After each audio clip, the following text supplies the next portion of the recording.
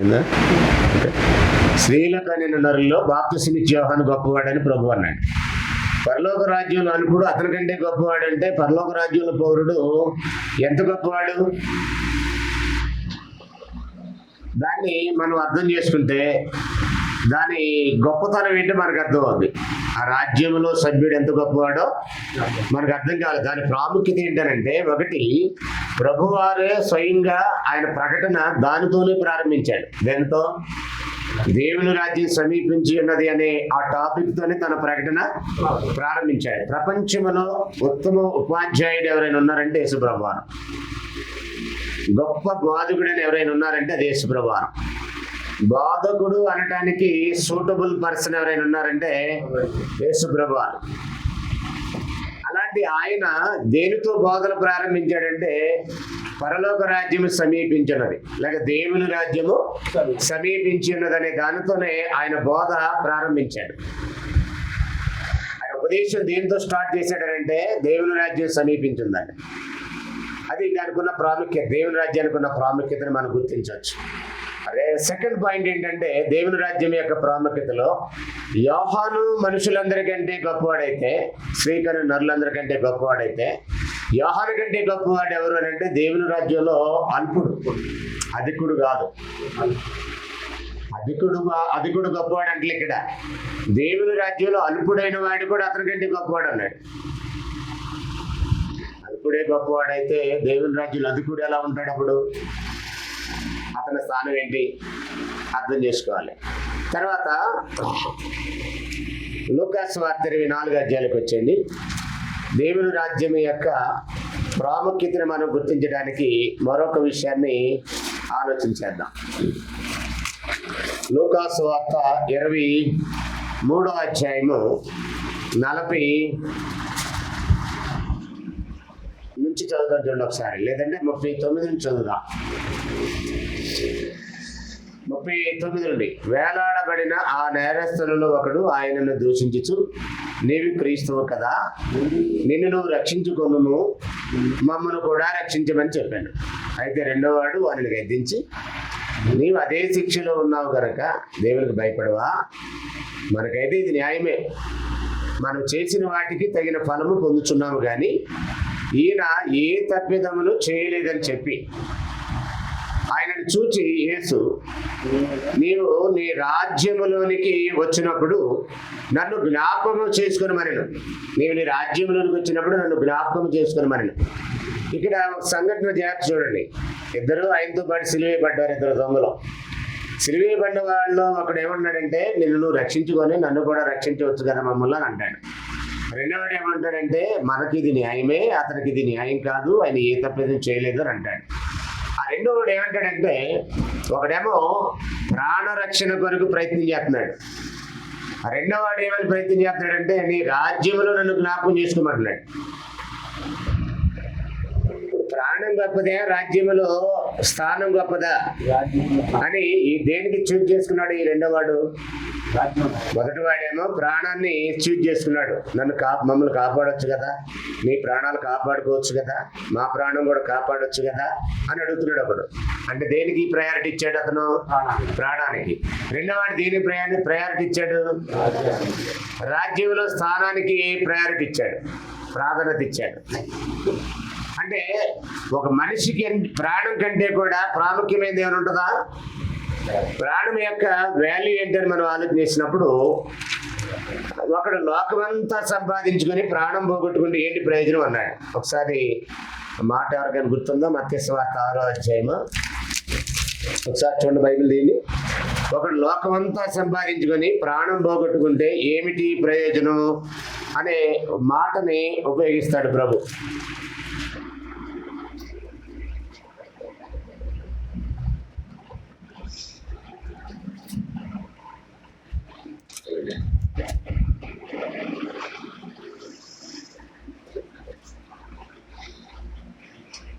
అంటే ప్రాణం ఒక పక్క, లోకమంతా ఒక పక్కన పెట్టి, ఒకడు లోకమంతా సంపాదించుకొని తన ప్రాణం పోగొట్టుకుంటే అతనికి ఏమిటి ప్రయోజనం అన్నాడు. అంటే ఏది లోకం పెద్ద గొప్పదా లేక ప్రాణం గొప్పదా? ప్రాణం ఉంటే కదా లోకంలో ఏదైనా అనిపించేది. ప్రాణమే పోయినప్పుడు పరిస్థితి ఏంటి? ఆ ప్రాణమే లేదు, అప్పుడు పరిస్థితి ఏంటి? లోకం మనకున్న ఉపయోగం లేదు కదా. సరే, నేను తర్వాత చెప్తాను. ఒకడు లోకమంతా సంపాదించుకొని ప్రాణం పోగొట్టుకుంటే ఏంటి ప్రయోజనం అని వచ్చిన తర్వాత మీకు తెలియజేస్తాను. అందులో మనం నేర్చుకోవాల్సినటువంటి విషయం ఏంటంటే, లోకమంతా సంపాదించి ఒక పక్కన ప్రాణం పోగొట్టుకుంటే ప్రయోజనం లేదన్నాడు. లోకమంతటి కంటే ప్రాణం గొప్పది. ఇప్పుడు ప్రాణం కంటే గొప్పది ఏంటి? ఈ దొంగకి రాజ్యంలో స్థానం ప్రాణం కంటే గొప్పది. దేవుని రాజ్యం యొక్క ప్రాముఖ్యత గురించి మనం మాట్లాడుకోవాలంటే చాలా విషయాలు మాట్లాడవచ్చు. ముఖ్యంగా 3 విషయాలు ఆలోచించాం. నెంబర్ 1, ప్రభు బోధే దానితో ప్రారంభించాడు. నెంబర్ 2, అది స్త్రీల కన్యలలో యోహాను గొప్పవాడైతే అందులో స్థానం కల్పించుకున్నవాడు యోహాను కంటే గొప్పవాడు. అల్పుడైనా అందులో అల్పుడైనా యోహాను కంటే గొప్పవాడని చూసాం. 3వది, అది ప్రాణం కంటే కూడా విలువైంది దేవుని రాజ్యంలో స్థానం. ప్రాణం యొక్క విలువ ఏంటంటే లోకమంతటి కంటే విలువైంది ప్రాణం అయితే, ప్రాణం కంటే విలువైనది దేవుని రాజ్యంలో స్థానం. కాబట్టి దేవుని రాజ్యం యొక్క ప్రాముఖ్యత ఏంటనే దాన్ని 3 విషయాలు చూసాం. రెండోది, మనం దానిలోనికి ఒకడు ఎలా ప్రవేశిస్తాడు, దాని ప్రవేశం ఎలా అనే విషయాన్ని ఆలోచన చేద్దాం.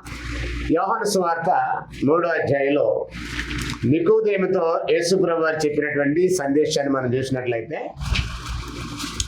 యోహాను సువార్త 3వ అధ్యాయం 3 నుండి 5 వచనాలు చదువుదాం. అందుకు యేసు, అతనితో ఒకడు కొత్తగా జన్మించితేనే కానీ అతడు దేవుని రాజ్యమును చూడలేడని మీతో నిశ్చయముగా చెప్పుచున్నాను నేను. అందుకు నికోదేము, ముసలివాడైన మనుషుడు ఎలాగూ జన్మింపగలడు? రెండవ మారు తల్లి గర్భమందు ప్రవేశించి జన్మింపగలడా అని ఆయనను అడగగా యేసు ఇట్లా, ఒకడు నీటి మూలముగాను ఆత్మ మూలముగాను జన్మించితేనే గాని దేవుని రాజ్యములో ప్రవేశింపలేడని నీతో నిశ్చయముగా చెప్పుచున్నాను అన్నాడు. ఒకడు క్రొత్తగా జన్మించితేనే గాని దేవుని రాజ్యంలో ప్రవేశింపలేడు అన్నాడు. క్రొత్త జన్మ ద్వారా దేవుని రాజ్యంలోనికి ప్రవేశిస్తారు. దేవుని రాజ్యము కొత్త జన్మకి సంబంధం. కొత్తగా జన్మించడం అంటే అర్థం ఏంటి? ఇతనికి అర్థం కాలేదు నికోదేముకి. ఏంటి, ఒకడు మరలా తల్లి గర్భంలోకి వెళ్ళి జన్మిస్తాడా? కొత్తగా జన్మించడం అంటే ఎలా సాధ్యం? ముసలివాడైన మనుషుడు మరలా తల్లి గర్భంలోకి వెళ్ళి ఎలా జన్మింపగలడు అని అడుగుతాడు. అప్పుడు ఆయన చెప్పాడు, ఒకడు నీటి మూలముగాను ఆత్మ మూలముగాను జన్మించాలి. తల్లి గర్భం నుంచి జన్మించేది శరీర సంబంధమైనటువంటి జన్మ. ఇదేంటంటే ఆత్మ మూలమైనటువంటి జన్మ. నీటి మూలముగాను ఆత్మ మూలముగానే జన్మించాలన్నాడు. అంటే ఏంటి దాని అర్థం?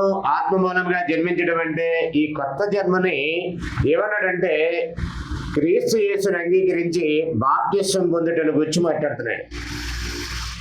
క్రొత్తగా జన్మించడం అంటే క్రీస్తులోనికి ప్రవేశించడాన్ని, బాప్తిస్వం ద్వారా క్రీస్తు యేసులోనికి ప్రవేశించే విషయాన్ని మాట్లాడుతున్నాడు. దాన్నే క్రొత్త జన్మ, క్రొత్త జీవితం అనే మాట, క్రొత్త సృష్టి అనే మాటలు ఉపయోగించాడు. ఒకసారి చదువుదాం మనం. కొరింథీయులకు రాసిన 2వ పత్రిక, కొరింథీయులకు రాసిన 2వ పత్రిక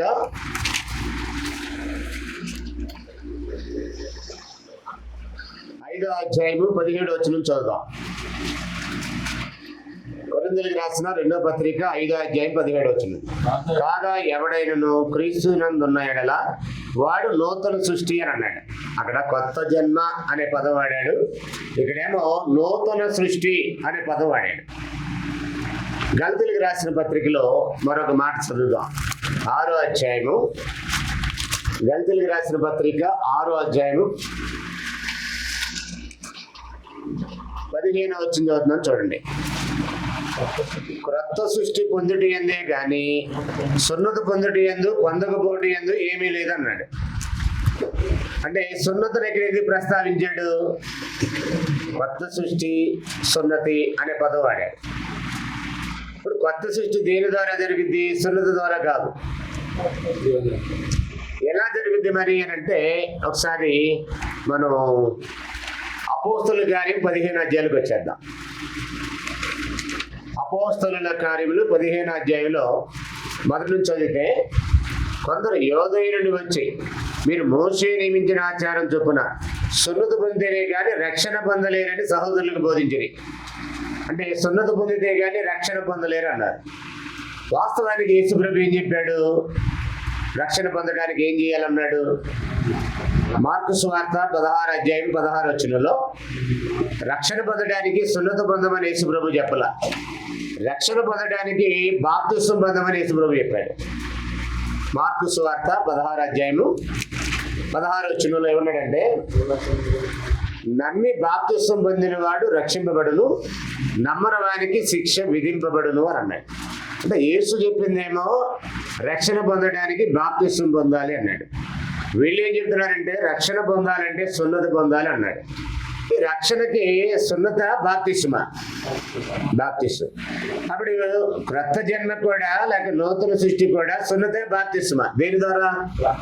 బాప్తిస్వం ద్వారా నూతన సృష్టి జరుగుతుంది. క్రొత్తగా జన్మించడం అనేది బాప్తిస్వం ద్వారా జరిగేది. దాన్నే ఎఫెసీ పత్రిక 2వ అధ్యాయంలో మరొక మాట అన్నాడు, క్రీస్తు యేసునందు సృష్టించబడిన వారు అని అన్నాడు. ఒకసారి చూడండి, ఎఫెసీ పత్రిక 2వ అధ్యాయం 10వ మరియు వాటి యందు మనము నడుచుకునవలనని దేవుడు ముందుగా సిద్ధపరిచిన సత్క్రియలు చేయుటకై మనము క్రీస్తు యేసునందు సృష్టింపబడిన వారమై ఆయన చేసిన పని అయి ఉన్నాము అన్నాడు. ఇది క్రీస్తు యేసునందు సృష్టించబడిన సృష్టి. కొత్త సృష్టి అంటే, నూతన సృష్టి అంటే, క్రొత్త జన్మ అంటే క్రీస్తు యేసునందు జరిగినటువంటి నూతన సృష్టి అనే మాటను ఉపయోగించాడు. మరొక విషయాన్ని చదువుదాం. తీతు పత్రిక 3వ అధ్యాయం 5వ చూడండి. తీతు పత్రిక 3వ అధ్యాయము 5వ చదువుదాం. మనము నీతిని అనుసరించి చేసిన క్రియల మూలముగా కాక తన కనికరము చొప్పుననే పునర్జన్మ సంబంధమైన స్నానము ద్వారా మనలను రక్షించిన అన్నాడు. పునర్జన్మ సంబంధమైన స్నానం అన్నాడండి. ఇక్కడ మరొకసారి నాకు గెలిచండి అందరూ. ఇప్పుడు మనం చూసిన లేఖనాలన్నీ క్రొత్త జన్మకి లింకప్ అయినటువంటి లింక్డ్ డాక్యుమెంట్స్ అని చెప్పాలి. లింక్డ్ డాక్యుమెంట్స్ అంటే దానికి సంబంధించినటువంటి అటాచ్డ్ ఇన్ఫర్మేషన్. దేవుడు క్రీస్తు యేసునందు ఒక సృష్టిని చేశాడు. ఆదామునందు ఒక సృష్టిని చేశాడు. ఆదామునందు విశ్వమాన వాళ్ళందరినీ సృష్టిస్తే క్రీస్తు యేసునందు సృష్టించబడిన వారు క్రొత్తగా జన్మించిన వారు. క్రొత్త జన్మలో పాలు పొందులు పొందిన వారు ఎవరైతే ఉన్నారో వారు దేవుని రాజ్యంలో ప్రవేశించేవారు. అంటే దేవుని రాజ్యంలో ప్రవేశించాలంటే ఏం జరగాలి? ఒకడు క్రొత్తగా జన్మించాలి. ఇప్పుడు చూసిన రిఫరెన్స్లన్నీ, వాక్యాలన్నీ దేనికి సంబంధించినవి? కొత్త సృష్టి అన్నా, నూతన సృష్టి అన్నా, పునర్జన్మ అన్నా, క్రొత్త జన్మ అన్నా, క్రీస్తు యేసునందు సృష్టించబడిన వారమన్నా, వీటన్నిటి యొక్క అర్థం ఏంటంటే ఆత్మ మూలముగా, నీటి మూలముగా జన్మించిన వారికి దేవుడు పెట్టినటువంటి పదాలు ఇవి. అది ఎలా జరిగిందంటే బాప్తిస్వం పొందుడు ద్వారా. పాత జీవితాన్ని ముగించి కొత్త జీవితాన్ని ఎవరైతే ప్రారంభించారో వారు దేవుని రాజ్యంలోని ప్రవేశించారు. అంటే సాతాను యొక్క అధికారుల నుండి దేవుని అధికారంలోకి వచ్చారని అర్థం. అంధకార సంబంధమైన అధికారం నుండి కుమారుని యొక్క రాజ్యంలోనికి వచ్చారని అర్థం. ఒకసారి ఆ మాటలు మనం చదువుదాం చూడండి. అపోస్తలుల కార్యములు 26వ అధ్యాయము 16వ చదువుదాం. అపోస్తలుల కార్యములు 26వ అధ్యాయము 16వ సువార్తకి విధేయత చూపి ఎవరైతే బాప్తిస్వం పొందుతారో వారు చీకటిలో నుంచి వెలుగులోనికి, సాతాను అధికారంలో నుండి దేవుని వైపుకి తిరిగినటువంటి జనమై ఉంటారని చెప్పాడు. చదువు ఒకసారి 26వ అధ్యాయము 16-18 అపోస్తలుల కార్యములు 26వ అధ్యాయము 16-18 కలిసి చదువుతున్నాను. నీవు నన్ను చూచి ఉన్న సంగతిని గురించి, నేను నీకు కనబడబో సంగతిని గురించి, నిన్ను పరిచారకునిగాను సాక్షినిగాను నియమించడానికి కనబడి ఉన్నాను. నీవు లేచి నీ పాదములు మోపి నిలువు. నేను ఈ ప్రజల వలనను అన్యజనుల వలనను హాని కలగకుండా నిన్ను కాపాడేదను. వారు చీకటిలో నుండి వెలుగులోనికి, సాతాను అధికారములో నుండి దేవుని వైపుకు తిరిగి నా యందలి విశ్వాసం చేత పాపక్షమాపణ పరిశుద్ధపరచబడిన వాళ్ళు స్వాస్థ్యం పొందినట్లు వారి కన్నులు తెరిచడకై నేను నిన్ను వారి వద్దకి పంపెదనని చెప్పాను అని అన్నాడు. అంటే చీకటిలో నుంచి వెలుగులోనికి, సాతాను అధికారం నుండి దేవుని వైపు తిప్పబడే జనం అన్నమాట. కొత్తగా జన్మించిన వారంటే ఎవరు? సాతాను అధికారం నుండి, అంటే దేవుని అధికారంలోకి వచ్చిన వారు. సాతాను రాజ్యంలో నుండి దేవుని రాజ్యంలోకి ప్రవేశం దేని ద్వారా జరుగుతుంది? ప్రవేశం అంటే సువార్తకు విధేయత చూపడం ద్వారా. సువార్త వినిపించబడినప్పుడు, వాక్యం వినపడినప్పుడు వాక్యానికి విధేయత చూపి ఎవరైతే బాప్తిస్మం పొందుతారో వారు కొత్తగా జన్మించిన వారే ఉంటారు. వారు జన్మించిన వారు దేవుని రాజ్యంలోనికి ప్రవేశించిన వారే ఉంటారు. దాని ప్రవేశం ఎలా జరుగుతుంది? సువార్తకు విధేయత చూపి బాప్తిస్మం పొందడం ద్వారా. కొలస్సీయులకు రాసిన పత్రిక 1వ అధ్యాయము 13 వచ్చింది చూడండి ఒకసారి. కొలస్సీయులకు రాసిన పత్రిక 1వ అధ్యాయము 13 వచ్చింది చదువుదాం. ఆయన మనలను అంధకార సంబంధమైన అధికారములో నుండి విడుదల చేసి తాను ప్రేమించిన తన కుమారుని యొక్క రాజ్య నివాసులనుగా చేశాను. అంధకార సంబంధమైన అధికారములో అంటే సాతాను యొక్క అధికారములో నుండి, అంటే సువార్తకు విధేయత చూపని వారంతా కూడా సాతాను అధికారంలో ఉన్నారు, అంటే సాతాను రాజ్యంలో ఉన్నారన్న. సువార్తకి విధేయత చూపిన వారందరూ ఎక్కడున్నారు? అప్పుడు దేవుని రాజ్యంలో ఉన్నారు, క్రీస్తు యొక్క రాజ్యంలో ఉన్నారు. అంటే దేవుని రాజ్యము వేరు, క్రీస్తు యొక్క రాజ్యం వేరు కాదు. దేవుని రాజ్యంలో ఇప్పుడు రాజు ఏలుతున్నది యేసుప్రభువే కనుక ఆ రాజ్యాన్ని దేవుని రాజ్యం అని పిలిచారు, ఆ రాజ్యాన్ని క్రీస్తు రాజ్యం అని కూడా పిలిచారు. దావీదు ఏలింది దేవుని యొక్క రాజ్య సింహాసనం మీద కూర్చొని. రాజ్యం ఎవరిది? దేవునిది. సింహాసనం ఎవరిది? దేవునిది. దాని మీద కూర్చొని ఏలింది ఎవరు? దావీదు. కాబట్టి దేవుని యొక్క రాజ్య సింహాసనం మీద కూర్చొని ఏలిన వాడు దావీదు. అలాగే ఈరోజు దేవుని యొక్క రాజ్య సింహాసనం మీద కూర్చొని ఏలుతున్న వ్యక్తి యేసు ప్రభువారు. కాబట్టి యేసు ప్రభు యొక్క రాజ్యం వేరు, దేవుని రాజ్యం వేరు కాదు. దేవుని రాజ్యమే యేసు ప్రభు యొక్క రాజ్యం. దేవుని రాజ్యంలో లేనివాడు సాతాను రాజ్యంలో ఉన్నాడు. దేవుని రాజ్యంలో ప్రవేశించిన వారు క్రీస్తు యొక్క రాజ్యంలో ఉన్నారు. రైట్, ఇప్పుడు జాగ్రత్త చూడండి.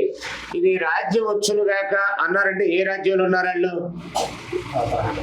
దేవుని రాజ్యం వచ్చును గాక అని అన్నారంటే పరలోకమందున్న మా తండ్రి నీ నామం పరిశుద్ధపరచబడును గాక, నీ రాజ్యం వచ్చును గాక అన్నారండి. అప్పుడు ఏ రాజ్యంలో ఉన్నారు వాళ్ళు? రాజ్యం రాలేదని వాళ్ళే చెప్తున్నారు.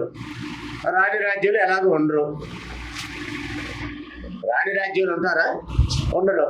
మరి ఏ రాజ్యాలు ఉన్నారు అప్పుడు? రెండే రాజ్యాలు, ఒకటి సాతానుది, రెండవది దేవునిది. రాలేదని నమ్ముతున్నావు కనుక సాతాను రాజ్యంలోనే ఉన్నావు. నీ దరిద్రం ఏంటంటే ఆల్రెడీ వచ్చింది కనుక నువ్వు ఎదురు చూస్తావు, కానీ అది రాదు. ఆల్రెడీ ఉన్న రాజ్యాన్ని తీసుకుని వెళ్ళిపోతాడు ఆయన. తీరా నువ్వు వస్తుందని ఎదురు చూస్తావు, కూర్చుంటావు, అలా పాటలు పాడుతుంటావు, యేసు రాజుగా వచ్చున్నాడని. నీ రాజ్యం వచ్చి కాక ప్రార్థనలు చేస్తుంటారు, రాజ్యం వస్తుందని పాటలు పాడుతుంటారు. ఆయన ఆల్రెడీ రాజుగా వచ్చాడు, రాజ్యాన్ని స్థాపించాడు. రాజ్యంలో రాజు ఈ సింహాసనం మీద కూర్చొని నిలబడి చేస్తున్నాడని మనం చూసాం పోయిన వారం. ఆయన తండ్రి అయిన దావీదు సింహాసనాన్ని దేవుడు ఆయనకి ఇచ్చాడని మనం చూసాం. ఆయన ఇప్పుడు 3 లోకాలపై సర్వాధికారం కలిగి ఉన్నాడని మనం చూసాం. దేవుని రాజ్యాన్ని స్థాపించడం జరిగింది. ఆయన రక్తంతో మనుషులు కొని దేవునికి ఒక రాజ్యాన్ని స్థాపించడం జరిగింది. దానిపై ఆయన పట్టాభిషేకం పొంది రాజుగా అభిషేకం పొంది రాజ్యాన్ని ఏలుతున్నాడని కూడా పోయిన వారు మనం చూసాం. అది నమ్మకుండా ఇంకా నీ రాజ్యం వచ్చుగా కంటే నువ్వు ఎక్కడున్నావు? సాతాను యొక్క రాజ్యంలోనే. ఎవరైతే సువార్తకు విధేయత చూపి బాప్తిస్మం పొందుతారో వాక్యానుసారంగా వారు దేవుని రాజ్యంలోనికి ప్రవేశిస్తారు. దాని ప్రవేశం ఎలా జరుగుద్ది? సువార్తకి విధేయత చూపి బాప్తిస్మం పొందడం ద్వారా. ఇక్కడ ఎవరైనా బాప్తిస్మం పొందకపోతే వాళ్ళు ఏ రాజ్యంలో ఉన్నారు? సాతాను యొక్క రాజ్యంలో ఉన్నారు. ఒకవేళ బాప్తిస్మం పొంది కూడా సాతాను పక్షం పనిచేసే వాళ్ళు ఉంటారని అంటే ఉంటారు. దేవుని రాజ్యంలో కూడా సాతాను యొక్క ఇష్టాన్ని జరిగించేవారు ఉంటారు. ఒకసారి అంటే కొంతమందికి ఏంటంటే మేమైనా అందులో వాళ్ళందరూ పర్ఫెక్ట్ అని అంటారు. అందులో వాళ్ళందరూ పర్ఫెక్ట్ కాదనేది ఒకటి క్లారిటీ ఇవ్వాలి నేను, లేకపోతే అపార్థం చేసుకునే అవకాశం ఉంటుంది. బాప్తిస్మం అందరూ మేమందరం ఇప్పుడు సాతాను రాజ్యంలో ఉన్నామని ఇటువైపున ఉన్న ఆడపిల్లలు ఇటువైపు ఉన్న మగపిల్లలు అందరూ కూడా అనుకుంటారు. అయితే మీరు సాతాను రాజ్యంలో ఉన్నమాట వాస్తవమే. అలాగని దేవుని రాజ్యంలో ఉన్న ప్రతి ఒక్కరు పర్ఫెక్ట్ అని కాదు. అందులో కూడా సాతాను ఏజెంట్లు ఉంటారు దేవుని రాజ్యంలో కూడా. ఒకసారి చూడండి, మత్తయి సువార్త 13వ అధ్యాయం 40వ వచనం. మత్తయి సువార్త 13:40. అది కూడా క్లారిటీ ఇవ్వాల్సిన అవసరం ఉంది కనుక నేను క్లారిటీ ఇస్తున్నాను. దేవుని ఇష్టాన్ని జరిగించేవారు ఉంటారు దేవుని రాజ్యంలో, సాతాను ఇష్టాన్ని జరిగించేవారు కూడా దేవుని రాజ్యంలో ఉంటారు. వాళ్ళ అంతిమ గతి ఏమవుతుందో యేసుప్రభువు వారు చెప్పాడు. మత్తయి సువార్త 13:40. 13:40 చదువుతున్నాను. గురుగులు ఎలాగ కూర్చోబడి అగ్నిలో కాల్చివేయబడును, అలాగే యుగ సమాప్తి యందు జరుగును. మనుష్య కుమారుడు తన దూతలను పంపును, వారు ఆయన రాజ్యముల నుండి, ఎవరి రాజ్యముల నుండి? మనుష్య కుమారుని యొక్క రాజ్యముల నుండి, అంటే క్రీస్తు యొక్క రాజ్యములో నుండి ఆటంకములకు సకలమైన వాటిని, దుర్నీతి పనులను సమకూర్చి అగ్నిగుండంలో పడవేయరు. ఎక్కడి నుండి తీసుకెళ్తారు అగ్నిగుండానికి? వీరిని సాతాను రాజ్యంలో నుండే, దేవుని రాజ్యంలో నుండే? చెప్పండి. కుమారుని యొక్క రాజ్యములో నుండి మనిషి కుమారుడు తన దూతలను పంపును. 41, వారు ఆయన రాజ్యములో నుండి, అంటే ఆయన రాజ్యంలో ఆటంకపరిచేవారు ఉంటారా? ఆయన రాజ్యంలో దుర్నీతి పనులు ఉంటారా? లేకుండానే వాళ్ళు తీసుకెళ్ళి నరకున పడేస్తాడా? అంటే క్రీస్తు సంఘ సభ్యులైనా దేవుని రాజ్యంలో పౌరులైనా బాప్తిస్మం పొందినా నువ్వు ఒకవేళ ఆటంకం ఉంటే నీకు కూడా నరకమే. ఒకవేళ నువ్వు దుర్నీతులు అలాగే బతుకుతున్నట్లయితే నీకు కూడా నరకమే. నేను ఒకవేళ దుర్నీతులు అలాగే ఉంటే నాకు కూడా నరకమే. నేను సువార్థికుడైనంత మాత్రాన, లేదంటే నేను క్రీస్తు సంఘ సభ్యుడైనంత మాత్రాన, నేనేదో 2 రాష్ట్రాలు అనేక ప్రాంతాలు తిరిగి ఏదో చేస్తున్నానని ఫీల్ అయినంత మాత్రాన పరలోకి వచ్చేస్తే దానికి గ్యారంటీ లేదు. నేను ఒకవేళ దుర్నీతి బంధకాల్లో చిక్కుకొని అలాగే బ్రతికినట్లయితే నాకు కూడా నరకమే. నేను ఒకవేళ సంఘంలో ఆటంకంగా ఉన్నట్లయితే, ఆదర్శంగా లేకుండా, అనేకులకు ఆదర్శంగా బ్రతకకుండా ఆటంకంగా బ్రతుకుతున్నట్లయితే నాకు కూడా నరకమే. అందులో డౌట్ ఏమీ లేదు. కాబట్టి క్రీస్తు సంఘ సభ్యులు దేవుని రాజ్యంలో పౌరులైనంత మాత్రాన నీకు వెళ్ళిపోతారు గ్యారంటీ, నో డౌట్ అనేది ఏమీ లేదు. వాళ్ళు కూడా ఒకవేళ సరిగ్గా లేకపోతే వాళ్ళు కూడా నరకానికి వెళ్తారు. ఇది మనం ఇప్పటివరకు 2వ విషయం చూసాం. మొదటిది ఏం చూసాం? రాజ్యం యొక్క ప్రాముఖ్యత ఏంటనేది చూసాం. 2వది ఏం చూసాం? ఈరోజు దాని యొక్క ప్రవేశం ఎలాగో చూసాం. 3వ విషయాన్ని ఆఖరికి ఒకటి చెప్పి ముగిస్తాను. 3వ విషయం ఏంటంటే హెబ్రీయులకు రాసిన పత్రిక మనం చదివాం. కుమార్ రాహుల్ చదివాడు కదా.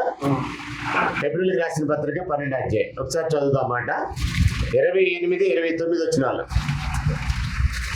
12వ అధ్యాయము హెబ్రీయులకు రాసిన పత్రిక 28, 29 వచనాలు మరొకసారి చదువుదాం. అందరూ చూడండి.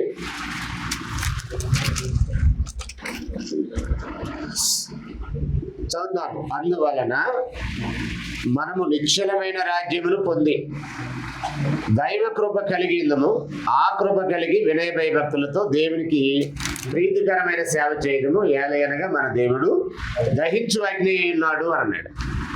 నిశ్చలమైన రాజ్యమును పొంది దైవ కృప కలిగిందము అన్నాడు.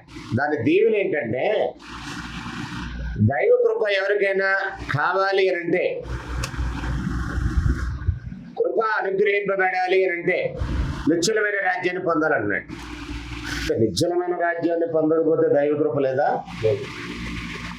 నిశ్చలమైన రాజ్యమును పొంది దైవ కృప కలిగిందని అంటున్నాడు. ఒక మనుషుడికి దైవ కృప అనుగ్రహించబడాలంటే నిశ్చలమైన రాజ్యాన్ని పొందాలి.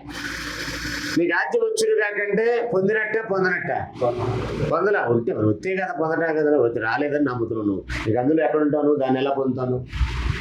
రాజ్యం ఆల్రెడీ ఎస్టాబ్లిష్డ్ అయిందని వచ్చిందని నమ్మితే అందులో ప్రవేశించే అవకాశాలు ఉంటాయి. అసలు రాలేదు, ఎప్పుడో వస్తుందని ఎదురు చూస్తున్నావు. ఇంకా ప్రవేశం ఎక్కడ ఉంటుంది నీకు? ప్రవేశం లేదంటే దైవ కృప ఉంటుందా? నిశ్చలమైన రాజ్యాన్ని పొందిన వారికి కదా దైవ కృప. సమస్య ఏంటంటే కృపా మినిస్ట్రీ పెట్టిన వాళ్ళు కూడా తెలియట్లే ఈ విషయం. ఆ కృప నిశ్చలమైన రాజ్యాన్ని పొందిన వారికేనండి. అర్థమవుతుంది నేను చెప్పింది? కృప అని పాటలు పాడే వాళ్ళకి తెలియట్లా, కృప నిశ్చలమైన రాజ్యాన్ని పొందే వారికి దక్కుతుందని. దైవ కృప ఎవరికి దక్కుద్ది? నిశ్చితాన్ని చెప్పమ్మా, అక్కడ చదివి చెప్పండి. నేను ఎవరిని అడుగుతాను నాకే తెలియదు. హెబ్రీయులకు రాసిన పత్రిక 12వ అధ్యాయము 28, 29 వచ్చినాను. బి ఎలా? నేను ఎవరిని అడుగుతాను నాకు తెలియదు. బెస్సి నేను కూడా అడుగుతాను. దైవ కృప ఎవరికి అనుగ్రహించబడుతుంది? అర్థమైందా? హాల్ టికెట్ రేపు పరీక్ష రాయడానికి ఎవరికి అనుగ్రహించబడుద్ది? ఎవరు పరీక్ష రాయాలి? నేను కూడా రాయాలనుకుంటున్నా. చెప్తారండి. ఇప్పుడు దాంట్లో స్కూల్ ఉంటుంది, ఆ స్కూల్కి వెళ్ళాలి, దాంట్లో రికార్డెడ్ ఉంటుంది, రికార్డెడ్గా వాళ్ళు అప్లై చేసుకోవాలి, ఫీజు కట్టాలి, అప్పుడు రేపు ఎగ్జామ్ హాల్కి ఎంటర్. అంతేనా? హాల్ టికెట్ లేకుండా ఎంటర్ చేస్తారా? రాసే అవకాశం ఎవరికి? హాల్ టికెట్ ఉన్న వారికే. ఇప్పుడు దేవుని రాజ్యంలో ప్రవేశించిన వారికి కృప అంటున్నాడు ఇక్కడ. అవునా? దేవుని రాజ్యంలో ఎవరైతే ప్రవేశించలేదో వారికి కృప లేదు. నిశ్చలమైన రాజ్యం ఏదైతే ఉందో ఆ రాజ్యంలోకి ప్రవేశం లేకపోతే, ప్రవేశించిన వారికి హాల్ టికెట్ లేకపోతే 10వ తరగతి పరీక్ష రేపు ఎలాగ రాయించడో, నిశ్చలమైన రాజ్యంలో లేకపోతే దైవ కృప లేదంటున్నాడు. అర్థమవుతుంది నేను చెప్పింది మీకు? హాల్ టికెట్ ఉంటేనే రాయిస్తారు రేపు నేను ఎగ్జామ్ హాల్లోకి, లేకుండా కూడా పంపించేస్తారా? అలాగే దేవుని కృప కావాలి.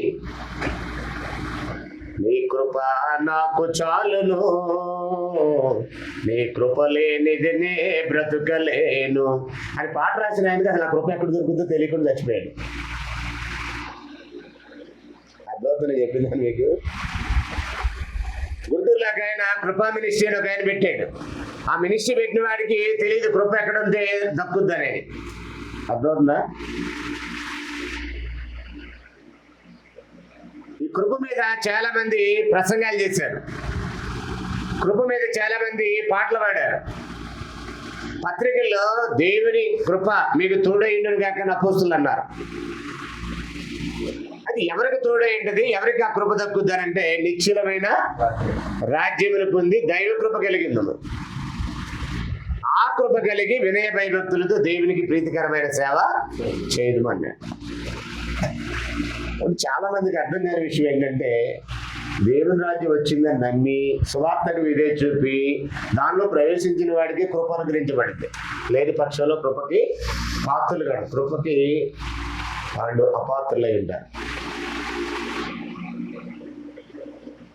ఇంత చిన్న విషయాన్ని కూడా తెలియకుండా దాని మీద పాటలు పాడతారు, దాని మీద ప్రసంగాలు చేస్తారు. దాని మీద గొప్ప గొప్ప ప్రసంగాలు చేసేవాళ్ళు ఉన్నారు. అది ఎక్కడ ఉంటే లభిస్తుందో కనీసం అర్థం కాల. ఎందుకు అసలు ఆ కృప అంత ప్రాముఖ్యమైందా? ఆ కృప అందులో అక్కడ ఏం చెప్పాడు? ఆ కృప కలిగి వినయ భయభక్తులతో, హెబ్రీ 12:29 ఏమన్నాడు? నిశ్చలమైన రాజ్యం పొంది దైవ కృప కలిగిందము. ఆ కృప కలిగి వినయ భయభక్తులతో దేవునికి ప్రీతికరమైన సేవ చేయడం అన్నాడు. అంటే దేవునికి ఇష్టమైన సేవ చేయాలంటే కృప ఉండాలా? ఆ కృప లేకపోతే లేదా? ఆ కృప కావాలంటే దేవుని రాజ్యంలో ప్రవేశించాలా? ప్రవేశించాలి. దేవుని రాజ్యంలో ప్రవేశిస్తేనే కృప ఉంటేనే దేవుడు మన సేవని ప్రీతికరంగా చూస్తాడు, లేదంటే ఆయన ఆ సేవని అంగీకరించడు అన్నాడు. ఇందుకు ఏంటి దాని యొక్క ప్రాముఖ్యతను మనం ఆలోచన చేస్తే, కృప ద్వారానే రక్షణ, మనం చేసినటువంటి క్రియల మూలంగా కాదు అన్నాడు. ఒకసారి చదువుతాను చూడండి. ఎఫెసీ పత్రిక 2:8 చూడండి. ఎఫెసీలకు రాసిన పత్రిక 2:8. మీరు విశ్వాసము ద్వారా కృపచేతనే రక్షింపబడి ఉన్నారు. ఇది మీ వల్ల కలిగినది కాదు కానీ దేవుని వరమే. కృప అనే మాటకి అర్థం ఏంటంటే, స్వార్థక విధేయత చూపి బాప్తిస్వం పొందిన వారికి, దేవుని రాజ్యంలో ప్రవేశించే వారికి దేవుడు ఉచితంగా అనుగ్రహిస్తున్నటువంటి వరం. కృప ద్వారానే రక్షించబడ్డారు మీరు అని అంటున్నాడు. కృప లేకపోతే రక్షణ లేదు. కృప ద్వారానే రక్షణ అన్నాడంటే కృప లేకపోతే రక్షణ లేదు. అంటే రక్షణ పొందకుండానే రక్షణ పొందేవనే భ్రమలో బ్రతికే వాళ్ళు ఎక్కువ మంది ఉన్నారు. ఇప్పుడు నీ రాజ్యం వచ్చుగాక అని అన్నారంటే రాలేదనే కదా అర్థం. రాజ్యం రాలేదంటే కృపలో లేరనే కదా అర్థం. కృపలో లేరంటే రక్షణ పొందలేదనే కదా అర్థం. రక్షణ సాక్ష్యాలు చెప్తారు మళ్ళీ వాళ్ళు. నేను ఎలా రక్షణ పొందాను, అలా రక్షణ పొందానని డ్రామాలు కూడా చెప్తారు తెలుసా. ఇక్కడ డ్రామా వేశారు. శేఖర్ ఒకసారి తీసుకెళ్ళాడు 15 ఏళ్ల క్రితం. ముసలోడు ఇద్దరు నిలబెట్టి డ్రామా వేస్తున్నాడు అక్కడ స్టేజీ డాబా మీద. ఏంటి డాబా అంటే, బాయ్ నువ్వు ఎలా రక్షణ పొందా అని జ్ఞానం లేపాడు. నేనండి వాక్యం విని బాప్తిస్వం పొందానండి, నీకు రక్షణ లేదు పో అని అన్నాడు. నువ్వు ఎలా రక్షణ పొందావు అని ఆ కుర్రోడు లేపాడు. నేనండి సువార్తకు విధేయత చూపి బాప్తిస్మం పొంది సంఘంలో చేర్చబడి రక్షణ పొందారండి బాప్తిస్మం ద్వారా అని అంటే నీకు రక్షణ ఎక్కువ అన్నాడు. నాగేం లేపాడు మూడో వ్యక్తిని. అబ్బాయి నువ్వు ఎలా రక్షణ పొందావు అంటే నేనండి 3 రోజులు కన్నీరు కాచి ప్రార్థన చేశానండి, నా కుమారుడు నాగయ్య నీ పాపాలు క్షమించబడ్డాయని మెల్లని స్వరంతో ప్రభువారు చెప్పాడండి. ఇది రక్షణ అని డ్రామా ముగించాడు ఆ రోజు. రక్షణ అంటే 4 గుడ్లు కట్టి ఆ లోపల 3 రోజులు పంపించిన తర్వాత అక్కడ ఆ మనిషితో యేసుప్రభు గారు మెల్లన స్వరంతో నీ పాపాలు క్షమించబడ్డాయని చెబితే రక్షణ అంట. ఆ తర్వాత ఎప్పుడు బాప్తిస్మం పొందాం, అదేం పెద్ద ఇంపార్టెంట్ కాదు. ఇది రక్షణ సాక్ష్యాలు వాళ్ళు చెప్పేది. డ్రామాలు వేసి కూడా చెప్తున్నారు. ఇది లోకంలో చాలా మంది నమ్మే ఒక అబద్ధం. బైబిల్ చదివారు చాలా మంది నమ్మే ఒక అబద్ధం అది. వాస్తవానికి రక్షణ మార్గం ఏంటంటే సువార్త వినాలి, దాన్ని విశ్వసించాలి, మారు మనసు పొందాలి పాపాల విషయమై, యేసుని ప్రభువుగా ఒప్పుకోవాలి, క్రీస్తులోనికి బాప్తిస్మం పొందాలి. అది రక్షణకు సంబంధించి దేవుని ఏర్పాటు. దానికి బైబిల్ ఆధారాలు ఉన్నాయి. అలా కాకుండా ఒక రహస్య స్థలానికి వెళ్ళి ప్రార్థన చేస్తే ఈ వాక్యంతో పని లేకుండా వీటితో ఏం పని లేకుండా ఆయనే డైరెక్ట్గా నీ పాపాలు క్షమించబడ్డని చెప్పటం ఈ చిత్రము రక్షణ సంకల్పానికి సంబంధించింది. స్వార్థ ప్రకటన అని వెర్రితనము చేత నమ్మవాన్ని రక్షించిన దేవుని దయాపూర్వక సంకల్పం అన్నాడు. ఒకసారి చూడండి, కొరింథీయులకు రాసిన మొదటి పత్రిక 1వ అధ్యాయము 21వ వచనం చూడండి. కొరింథీయులకు రాసిన మొదటి పత్రిక 1వ అధ్యాయము 21వ వచనం చదువుతున్నాను. దేవుని జ్ఞానానుసారముగా లోకం తన జ్ఞానము చేత దేవుని ఎరగకుండినందున సువార్త ప్రకటన వెర్రితనము చేత నమ్మవారిని రక్షించడం దేవుని దయాపూర్వక సంకల్పం. అంటే సువార్త ప్రకటన ద్వారా రక్షించాలనేది దేవుని దయాపూర్వక సంకల్పం అయితే 4 గోడల మధ్యకు లేక ఒంటరి స్థలానికి వెళ్ళి ప్రార్థన చేస్తే ఆయన చెప్తాడు నీ పాపాలు క్షమించబడ్డాయి, జ్యోతిబాబు నీ పాపాలు క్షమించబడ్డాయని మెల్లం స్వరంతో చెప్తే రక్షణ అంటున్నారు వాళ్ళు. కానీ ఇక్కడేమన్నాడంటే దేవుని సంకల్పం ఏంటంటే సువార్త ప్రకటన జరగాలి, దానిని విశ్వసించాలి, మారు మనసు పొందాలి, యేసుని ప్రభువుని ఒప్పుకోవాలి, సువార్తకు విధేయత చూపి బాప్తిస్మం పొందాలి. మీరు వెళ్ళండి, సర్వలోకానికి వెళ్ళి సువార్త ప్రకటించండి, సువార్త నమ్మి బాప్తిస్మం పొందిన వాడు రక్షింపబడిన ప్రభు అంటే కాదు అలా రక్షణ లేదు, నువ్వు ఒంటరిగా ప్రార్థన చేసి ఆయన మెల్లని స్వరంతో చెప్తే రక్షణ అనే ఒక అబద్ధాలు లోకంలో ప్రచారంలో ఉన్నాయి. వారు రక్షణ పొందకుండానే రక్షణ సాక్ష్యాలు చెప్తారు. దేవుని రాజ్యంలో ప్రవేశించకుండానే రక్షణ కృపలో ఉన్నామనే భ్రమలో ఉంటారు. వాస్తవం ఏంటంటే దేవుని రాజ్యంలో ప్రవేశించిన వాడు కృపలో ఉన్నాడు, కృపలో లేని వాడికి రక్షణ లేదు అని చెప్పాడు. దేవుని రాజ్య ప్రవేశం యొక్క దీవెన ఏంటంటే అందులో ఉన్న వారికే దేవుని కృప ఉంటుంది, వారే దేవునికి ప్రీతికరమైన సేవ చేస్తారు అని అన్నాడు. నేను ముగించేస్తున్నాను. 3 విషయాలు చెప్పాను. ఏంటది? ఈరోజు మనం ఏం చూసామంటే సకల యుగాల్లో రాజు అయిన దేవుడు యేసుక్రీస్తు ద్వారా తన రాజ్యాన్ని ఇప్పుడు ఏలుబడి చేస్తున్నాడు. ఆ రాజ్యం యొక్క దేవుడు యేసు ద్వారా ఏలుతున్నటువంటి లేక యేసు ప్రభు యొక్క రాజ్యం యొక్క ప్రాముఖ్యత ఏంటంటే మొట్టమొదట ప్రపంచంలో నెంబర్ 1 బోధకుడైన యేసు దానితోనే సువార్త ప్రకటన ప్రారంభించాడు. నెంబర్ 2 దాని ప్రాముఖ్యత ఏంటంటే అది స్త్రీల కరిన నరులలో బాప్తిస్మం ఇచ్చి యోహాను గొప్పవాడైతే అందులో స్థానం పొందినవాడు అతనికంటే గొప్పవాడని చూశాం.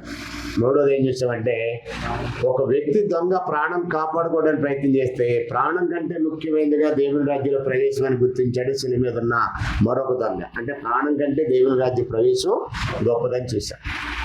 2వది దాని ప్రవేశం ఎలా జరుగుద్ది అంటే సువార్త విని విశ్వసించి విధేయత చూపి క్రీస్తులోనికి బాప్తిస్మం పొందడం ద్వారా కొత్తగా జన్మించడం ద్వారా దేవుని రాజ్యం అనే ఆ సంఘంలోనికి ఒకడు ప్రవేశిస్తాడని చూసాం. 3వది ఏం చూసాం? ఆ రాజ్యంలో ప్రవేశించిన వారి యొక్క దీవెనకరమైన స్థితి ఏంటంటే వారికి నిశ్చలమైన రాజ్యం పొందిన వారికి దేవుని కృప ఉంటుంది. దేవుని కృప వారికి తోడైంటది. కృప నీకు తోడైండును గాక అంటే ఉండదు. రాజ్యంలోనికి ప్రవేశిస్తే కృప తోడైంటది. నేనేదో నోటితో చెప్పినంత మాత్రాన దేవుని కృప మీకు అందరూ తోడైండును గాకంటే ఉండదు. దేవుని రాజ్యం అనే క్రీస్తు యొక్క సంఘంలోనికి ఎవరైతే ప్రవేశిస్తారో వారికి దేవుని కృప తోడై ఉంటుంది. వారు చేసే పరిచర్య దేవునికి ప్రీతికరమై ఉంటుంది. అదర్వైజ్ దానికి కాకోకుండా రాజ్యంలో ప్రవేశించకుండా చేసే సేవ వ్యర్థమైనటువంటి సేవ.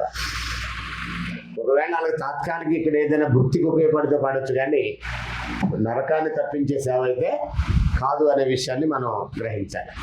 వచ్చే వారము ఇదే పాయింట్లో ఈ రాజ్యానికి సంబంధించినటువంటి మరికొన్ని వాస్తవాలు నేర్చుకునే ప్రయత్నం చేద్దాం. కొత్త నిబంధన దాని గురించి ఏం మాట్లాడుతుందని ప్రార్థన చేసుకుందాం.